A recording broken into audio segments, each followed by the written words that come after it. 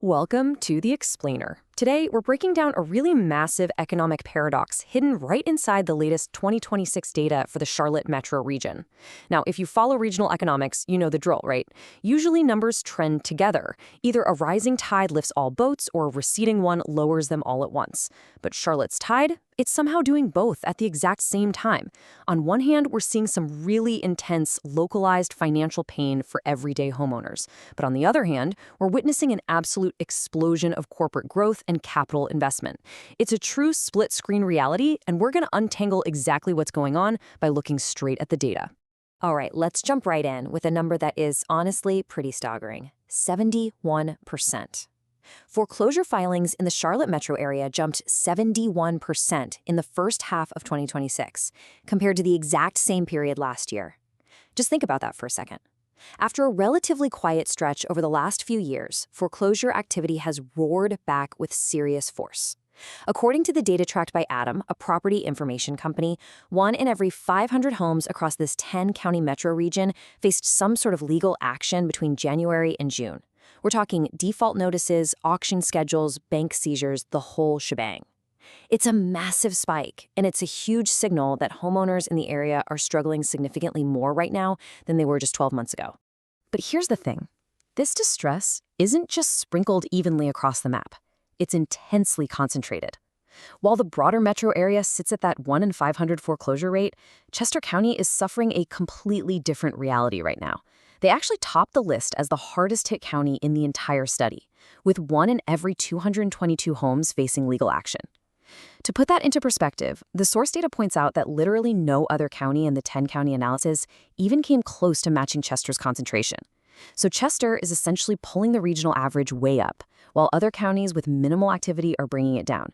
Now, you might be wondering, with foreclosures spiking like that, the housing market must be in an absolute freefall, right? Plummeting prices, massive oversupply. Well, remember, we're talking about an economic paradox today. So to understand what's actually happening with buyers and sellers, let's look at the latest numbers provided by the Canopy Realtor Association. The data from May 2026 reveals a much more complicated reality. Because here is where things get really weird. Despite the severe distress we just saw in places like Chester County, the median sales price across the region is actually still creeping up. Just look at the facts for May 2026. The median sales price increased by 1.2% year over year to nearly $410,000. And at the exact same time, the inventory, or the month's supply of homes for sale, is slowly building up, increasing 9.1% to 3.6 months of supply. So you have this incredibly strange situation where homes are getting slightly more expensive even as more of them sit on the market, and even as a growing segment of homeowners are losing their properties entirely. The crucial takeaway here is that the real estate market is definitely shifting gears. It's downshifting. Homes are taking increasingly longer to move from listed to closed. The list-to-close metric, which tracks the total number of days from the initial listing date to the final sold date, bumped up to 90 days in May 2026, compared to 88 days the previous year. Now sure, 2 days might seem like a really small bump on its own, but when you combine it with the rising inventory and those mounting foreclosures, it paints a very clear picture of a sluggish, grinding market. For sellers, that means more friction, more anxiety, and just taking longer to finally cross the finish line. So, with foreclosures shooting up and a sluggish housing market that's taking longer to close deals, you've got to ask yourself, is the entire regional economy actually on a downward slide? I mean, if families are struggling to keep their homes, you would logically expect businesses in the area to be pulling back, freezing their hiring, maybe bracing for a recession, right? Well, actually, no. This is where our paradox completely flips the script. When we zoom out to look at the broader corporate landscape, the story changes entirely. Checking out the Q1 2026 growth report from the Charlotte Regional Business Alliance, which tracks capital investments and job announcements across the exact same regional footprint, gives us a totally different vibe. The findings here stand in stark, absolute contrast to the household distress we were just unpacking. Because instead of an economic slump, the region just secured a massive $434.6 million in new capital investment for the first quarter alone. Let that sink in. That is nearly $500 million of corporate money flowing directly into the regional economy in just 3 months. And along with that massive injection of cash comes 1,068 newly announced jobs spread across 12 different projects. It's literally the definition of a corporate boom, and it's happening right in the backyard of a mounting housing crisis. To put some concrete examples to this incredible boom is being driven by massive, heavy-hitting new facilities springing up across the map.